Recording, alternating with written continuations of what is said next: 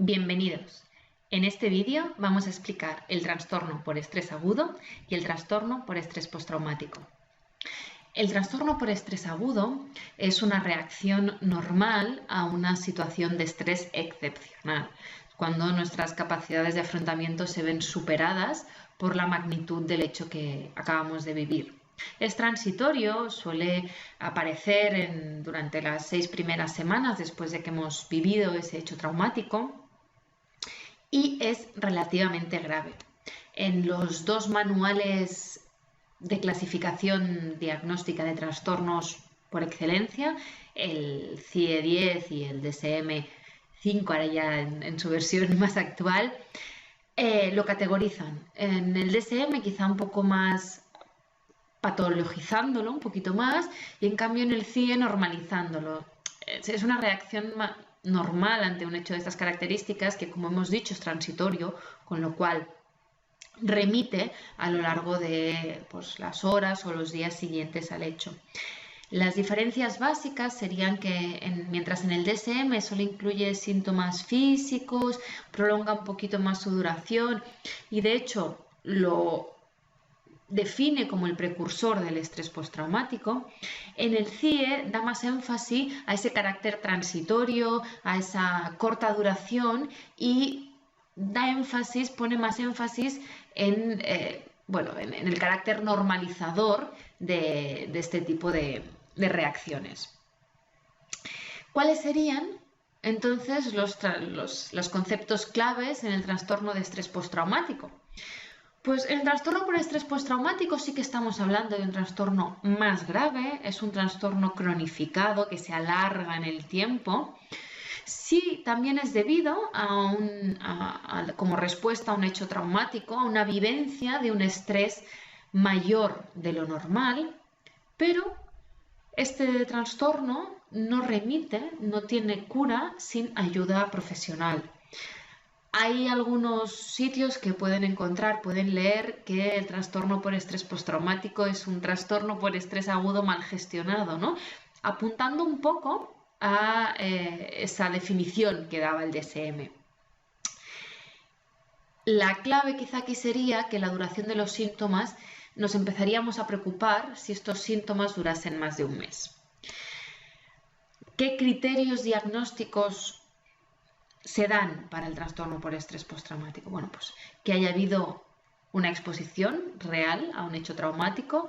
Un hecho traumático es que nuestra integridad física, nuestra vida esté en peligro o la vida de un ser querido o la integridad física de un ser querido, o que veamos cómo la vida o la integridad física de alguien está en peligro y finalmente pues que veamos un asesinato o que presenciemos un acto delictivo en otra persona, una violación o una muerte, ¿no?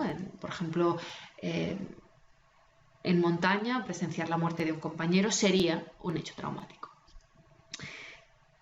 ¿Qué características tiene el trastorno por estrés postraumático? Pues se define porque reexperimentamos el hecho de forma intrusiva y de hecho como tenemos esas reexperimentaciones, intentamos evitar todo aquello que nos pueda recordar o nos pueda hacer pensar en el suceso.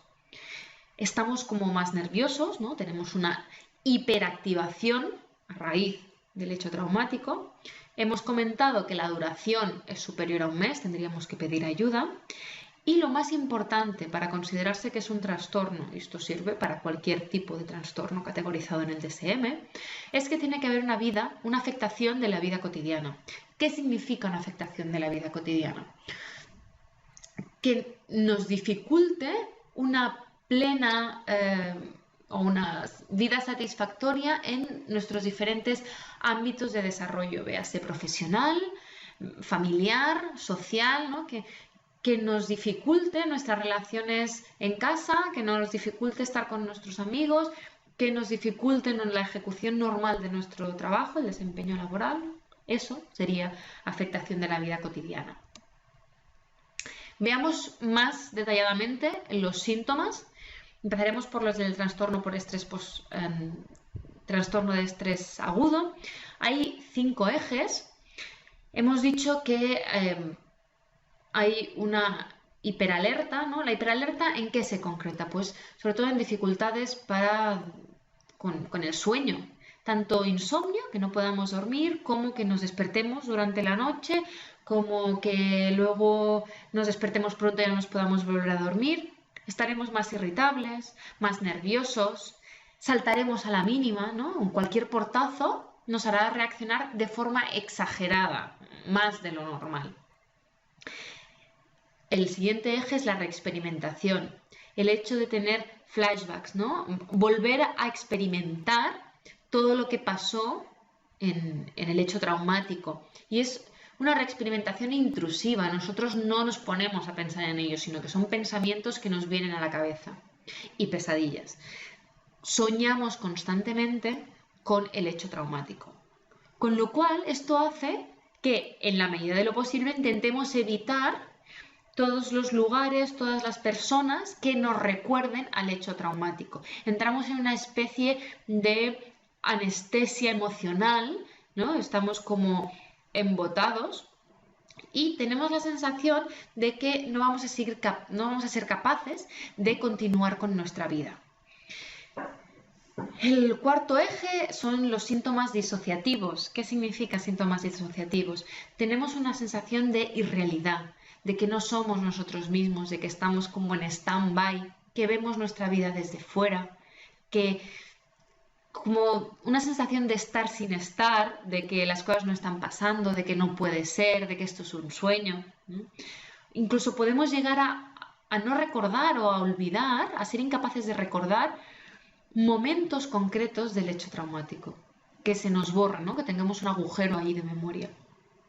Y el último eje es el deterioro de la capacidad funcional.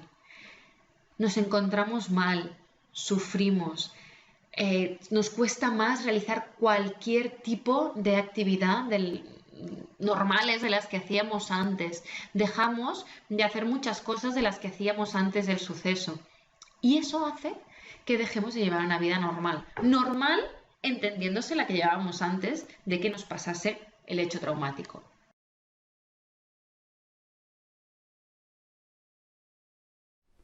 En cambio, en la sintomatología del trastorno por estrés postraumático nos vamos a fijar sobre todo en 3 ejes. Uno que denota el nivel de hiperactivación que tenemos, estamos en un estado de hiperalerta. Tenemos dificultades para conciliar el sueño, pero también nos cuesta mucho concentrarnos. No somos capaces de estar en una actividad durante mucho tiempo y menos una actividad que nos consuma energía a nivel mental.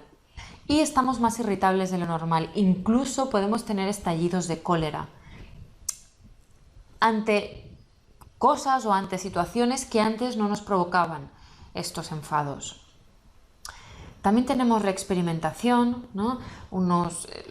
La misma definición que hemos dado antes también sirve para el trastorno de estrés postraumático, ¿no?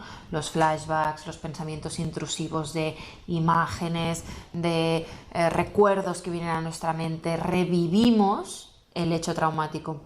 Incluso pueden ser flashbacks no sé, en cualquiera de los sentidos, incluso olfactivos. En gente que ha sufrido incendios fuertes, les dura, ¿no? el olor a quemado, les están haciendo una actividad de su vida diaria al cabo de unas semanas que ha pasado el incidente y les vuelve el olor a quemado, ¿no? Pues esto, en el TEP, seguirían teniendo estas sensaciones a lo largo del tiempo.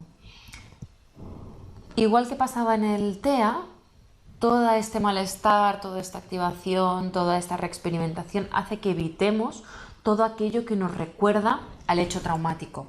Tanto personas como lugares, como noticias que nos puedan recordar si bien es cierto que hay momentos en que buscamos, sobre todo al principio, tendemos a buscar información sobre el hecho, una exposición incluso a veces masiva y nociva a las noticias de lo ocurrido. Luego, cualquier cosa que nos recuerde al hecho nos remueve y de alguna forma intentamos evitarlo. El trastorno por estrés agudo es bastante común, ya que la mayor parte de la población ha sufrido un hecho traumático en su vida, un hecho traumático que puede ser la muerte de un familiar, ¿no? A lo largo de nuestra vida se nos fallecen nuestras personas queridas y eso son experiencias traumáticas. Que nos diagnostiquen una enfermedad grave o que se le diagnostique una enfermedad grave a un familiar cercano, ¿no? No tienen por qué ser hechos traumáticos de gran envergadura, ¿no? Todos tenemos en nuestra vida diaria hechos traumáticos. Por lo tanto, sí que la mayor parte de gente las ha vivido. Sin embargo, la prevalencia del estrés agudo, claro, con el paso del tiempo va disminuyendo. Hemos dicho que es un trastorno transitorio y que va disminuyendo. ¿Esto qué implica? Implica que las tasas y los estudios de epidemiología varíen un poco, sobre todo en función de la cultura o del entorno donde se hagan estos estudios. Los datos más fiables son los relacionados a que, pese a que se da en todas las edades, sí que hay un poco de diferencia a nivel de sexos, ¿no? Se observa mayor trastorno por estrés agudo en aquellas mujeres que han padecido o padecen algún tipo de abuso físico o sexual, ¿no? Y en cambio en hombres hay mayor prevalencia en aquellos que son que se dedican al combate o que han padecido algún tipo de agresión física. ¿Dónde podemos encontrar trastornos por estrés agudo de forma generalizada, ¿no? Pues en situaciones de trauma extremos, en desastres naturales grandes, pues por ejemplo en el tsunami que se vivió hace unos años, en huracanes que se han vivido en Estados Unidos, ¿no? Hay en este tipo de situaciones las primeras reacciones, lo que vemos de forma generalizada es reacciones de trastorno por estrés agudo. En cambio, el trastorno por estrés postraumático, hay una gran diferencia en función de dónde estamos viendo esta epidemiología, de si es un territorio que tiene un conflicto abierto o no, y si es cierto que la mayor parte de gente no llega a desarrollar trastorno de estrés postraumático. Afortunadamente, un 65% de los adultos se recuperan sin secuelas de un hecho traumático. No quita que hayan tenido trastorno por estrés agudo, ¿no? Quizá han tenido una reacción de estrés agudo que ha ido disminuyendo paulatinamente, se les han aplicado unos buenos primeros auxilios psicológicos, se les han dado unas buenas pautas y la persona ha podido salir sin más complicaciones de esta situación traumática. Sin embargo, sí que hay un 35% que acaba desarrollando TEP. Estaríamos otra vez en el debate de si es que no se ha gestionado bien el trastorno por estrés agudo. Sea como sea, de dónde venga el trastorno por estrés postraumático, si es porque había factores de riesgo, si es porque no se ha gestionado bien el momento inicial, porque no ha habido un buen seguimiento o no ha habido una buena prevención, sí que es cierto que también en este trastorno se observa más prevalencia en mujeres que en hombres. Mujeres estamos cercano a un 10% y en hombres rondaría el 4%.